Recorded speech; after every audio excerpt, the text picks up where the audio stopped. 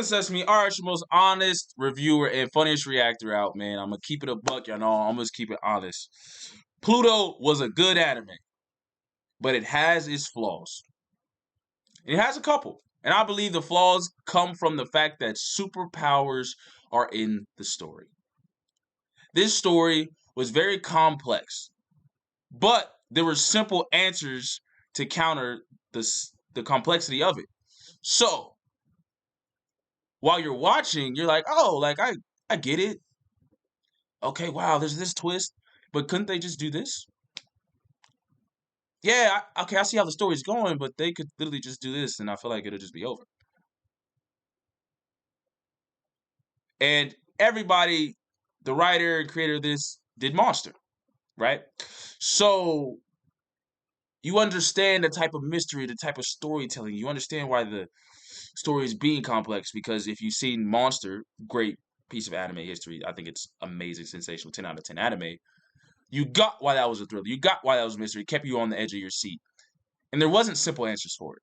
Whereas this one, it tries to do the same thing, but there's simple answers.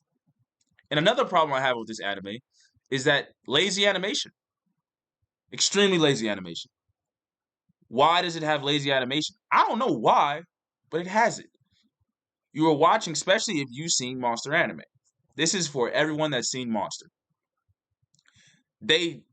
Every character looks exactly like somebody from Monster, damn near. And so while you're watching, if you've seen Monster anime, the predecessor to this great writer's work, you're like, oh, that's so and so. Oh, that's so and so. Oh, that's so and so. But it's not, because the worlds aren't connected. So you're just sitting there like, why do I know him? Why do I know him? Why do I know him? And it might be very confusing to you. So that was one of the biggest flaws to me of the show, is the characters were lazily um, animated, detailed, because it was like copy and paste from Monster anime. And for me, it makes it even harder to follow the story, because you're sitting there like, I've seen him before, but what's going on? This is lazy. I don't get it. It would be like, and I've watched Naruto, it would be like Boruto, right? How Boruto has all the kids look like Rock Lee's son looks like Rock Lee. But imagine that being the case, but he's not Rock Lee's son. And you're like, isn't that Rock Lee? That's what Pluto is like if you've seen Monster. Like I said, with the story. Now, the story, to me, was complex, but it had simple answers. And the reason why I have to say it has flaws is because the superpower element was introduced to the story. So because of there being a superpower element, a lot of things had simple answers that could have been solved. What do I mean by that? So, basically, the summary of the plot is that there's this very evil, strong entity going around and killing the world's strongest robots, right? This is because the world's strongest robots, all except one of them, participated in a war, the 39th, I believe, Asian War is what it's called. They participated in it, and there was a side that lost, right? And they all participated in this war, so they are now being targeted and being taken out. The robots themselves and the scientists, right? Why on God's green earth do they not just team up and fight them all together?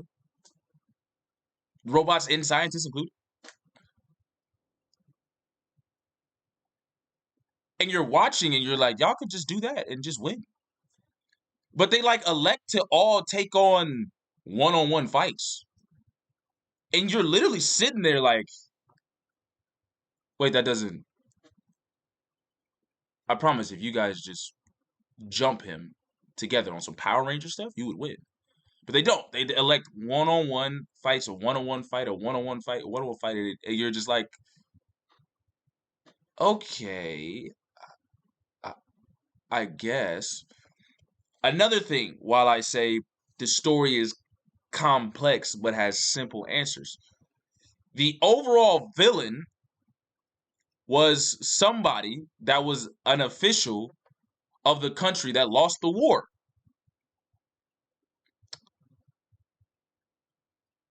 So when we see that official on screen, obviously there's bad music behind him. The way he's written, he looks evil. So we're like, off the rip, we watch him, we're like, oh yeah, he's the villain. Right? Once again, I'm going to say simple answers. Never in the story does the main character, who's the detective,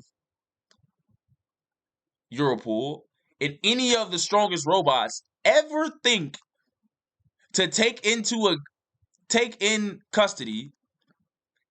It's probably somebody from the country that lost the war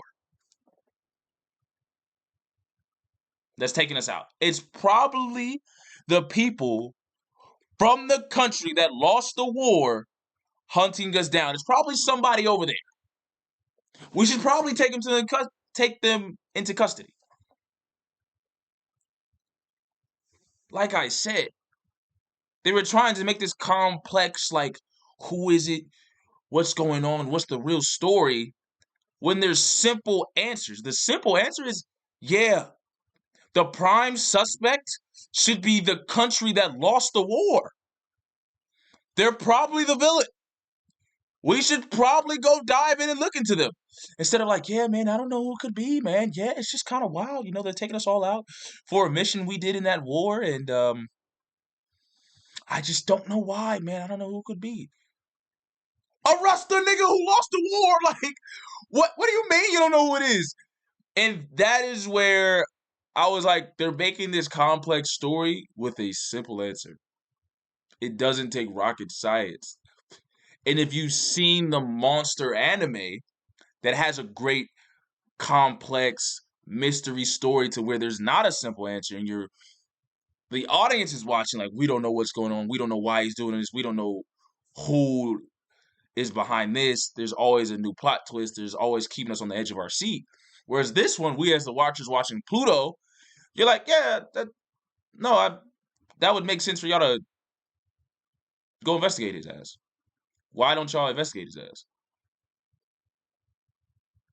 Okay, we're just in the dark to be in the dark. Okay, cool. To continue on this is the villain's reasoning behind this. The villain's overall reasoning is the fact that he lost his family.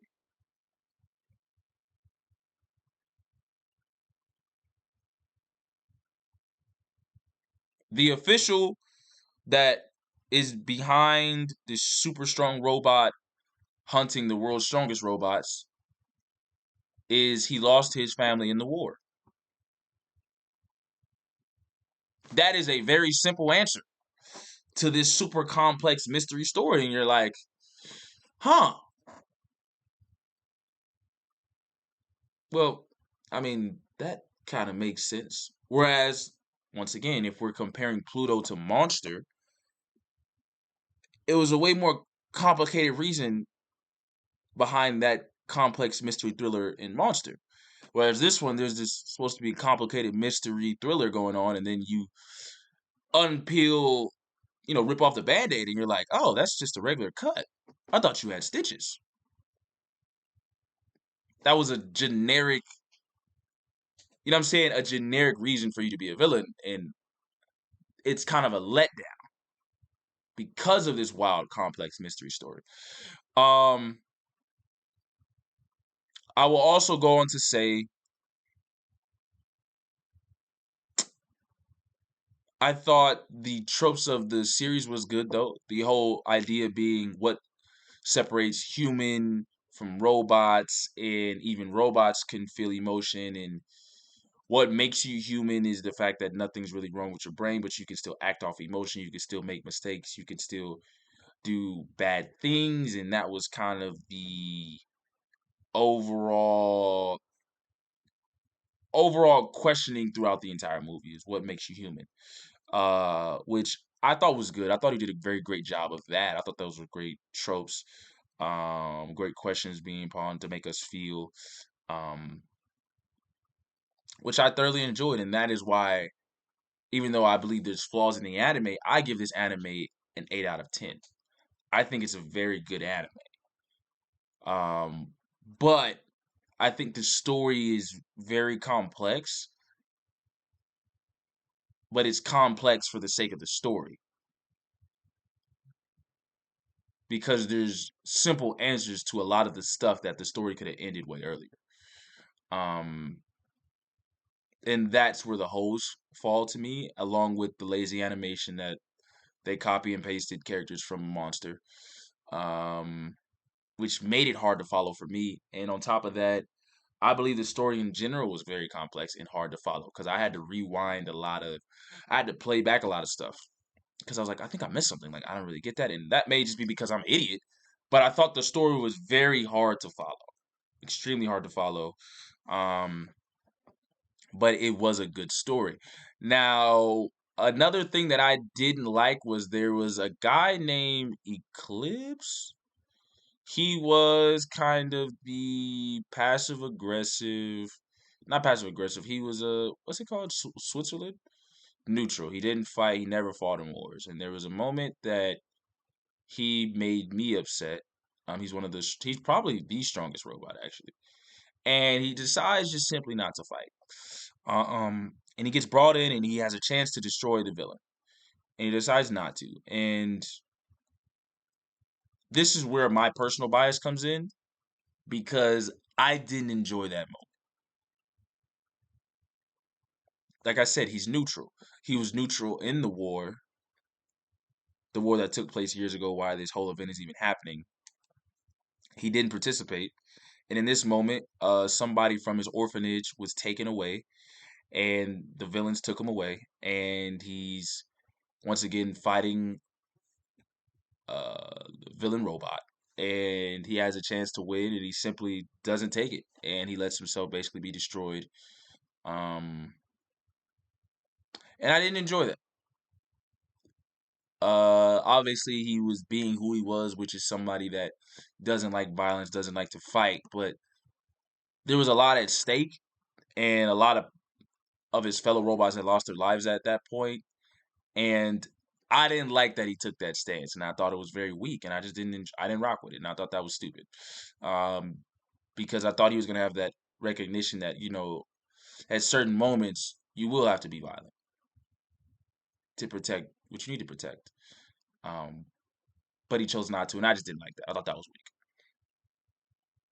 personally, but I think that's more of a personal preference, and I want to end it off as well by saying if you've seen Pluto, once again in Pluto, that same robot, I believe Eclipse or it starts with an E. I forgot his name. Sun power, solar energy. No, photon energy robot. The strongest robot, actually. Um, he runs an orphanage for all the war orphans from the previous war. And when he takes up the war orphans in his previous war's orphanage, he's been raising them for years. And he has certain women that have been with him for years raising these kids. And the villains show up, two regular guys, but we know the villains show up and they're trying to adopt one of the kids. And the women just let the kids go. And I didn't get that. I didn't understand that. They let the kid go in a day, all because the men say the kid needs to be raised with human parents. And we'll donate to this orphanage. We'll donate you some money. And I was just kind of like, y'all don't even talk to the master robot about it. Like, y'all make this decision in like an hour to so the boy gets kidnapped. Like, that didn't make sense to me. That was one of those I thought was like lazy writing, and I was like, that's just stupid. Like, I'm not rocking with that idea that the women have been with the kids for years. Even if y'all feel like these kids need to be raised with human beings, that y'all don't even give the robot the benefit of a heads up of like a conversation with him. Like, yo, just letting you know, like some dudes came around asking about the kid. Like, I know you're not a fan of it, but you got to think about like y'all didn't even try to have that conversation with him. Y'all just y'all can take the kid, and y'all been with these kids for years. Like that one felt like weird. Like that was one of those like this is once again just for the sake of the story, but it doesn't really make sense. You know. But overall, I do think Pluto was a good anime. I don't hate it. I don't dislike it. I think it's an 8 out of 10 anime. I don't think it lived up to the hype at all. It's not as good as Attack on Titan. It's not as good as Monster. Um, and once again, it felt like a story that was complex because it wanted to be complex. And I think the issues arose because, unlike Monster, that is based around human beings and intelligence factor, this story has superpowers in it. And the superpowers made it to where the story couldn't be a complex because there were simple answers because of the superpowers. So, there's a super strong villain. Don't fight him one on one. Band together and fight him when story's done. What are we talking about? What are we talking about? Right? Yo, who's the villain? Yes, the villain is probably somebody that's an official in the country that lost the war to y'all. Yes, they should probably be the number one suspect. So those were the things that I was like, yeah, it could have been better. But overall, 8 out of 10 anime. Not too mad at it. But it's your boy Chosen, man. How do y'all feel about this anime? What did y'all rate it? 8 out of 10. I hope I was kind of easy to follow with it. I know it was kind of hard unless you've seen the anime to kind of follow what I'm saying. But yeah, man, how did y'all feel about the anime? Let me know. It's your boy Chosen, man. Like, subscribe, enjoy my reaction, my review, and let me know.